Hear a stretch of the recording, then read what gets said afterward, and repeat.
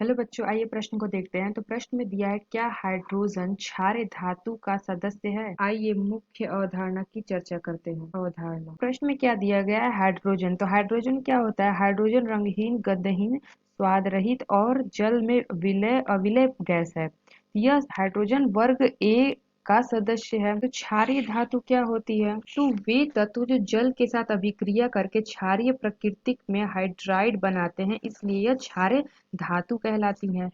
तो यहाँ पे हमसे पूछा गया है, क्या हाइड्रोजन क्षारीय धातु का सदस्य है? तो हम कह सकते हैं कि जो हमारा हाइड्रोजन है वह निम्नलिखित गुणों में वर्ग एक के क्षारीय धातुओं से समानता प्रदर्शित करता है। इन समानताओं के कारण हाइड्रोजन को वर्ग एक में क्षारीय धातु के स्थान दिया जा सकता है। तो अगर हम इसकी सामान्यता की बात करते हैं, हाइड्रोजन और क्षारीय धातु में समानता की, तो पहली सामान्यता क्या होती है? तो क्षारीय धातु के समान हाइड्रोजन परमाणु की बाह्यतम कक्षा में एक इलेक्ट्रॉन होता है। जैसे कि जो हमारा हाइड्रोजन है H1, तो इसके बाह्यतम कोश में भी एक इलेक्ट्रॉन होते हैं। और क्षारीय धातु की बात करते हैं तो हम Na ले लेते हैं, Na। इसमें क्या होता है? 2, 8, 1, ये 11 इसमें होता है। तो इस बाह्यतम कोश में भी यहाँ पे एक इलेक्ट्रॉन है।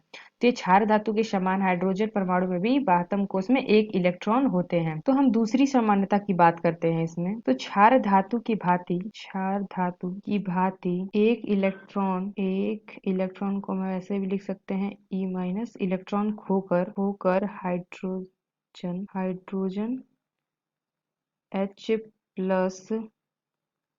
आयन बनाता है।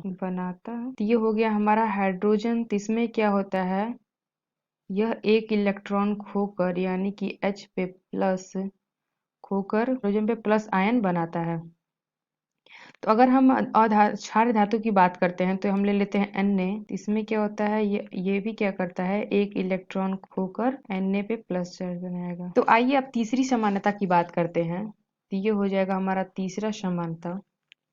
तो जो हमारा हाइड्रोजन है, हाइड्रोजन एवं क्षार धातु में संयोजकता एक होती है। तो ये हमारा हाइड्रोजन हो गया। इसमें क्या होता है? एक संयोजकता इसकी एक होती है। संयोजकता एक हाइड्रोजन एवं, तो यहाँ पे हाइड्रोजन एवं क्षार धातु की संयोजकता एक होती है। तो हम कह सकते हैं कि हाइड्रोजन निम्नलिखित गुणों में वर्ग एक में क्षार धातु की समानता प्रदर्शित करता है। इस समानताओं के कारण हाइड्रोजन को वर्ग एक में क्षारीय धातु के साथ स्थान दिया जा सकता है। तो आशा करते हैं आपको समझ में आया होगा। धन्यवाद।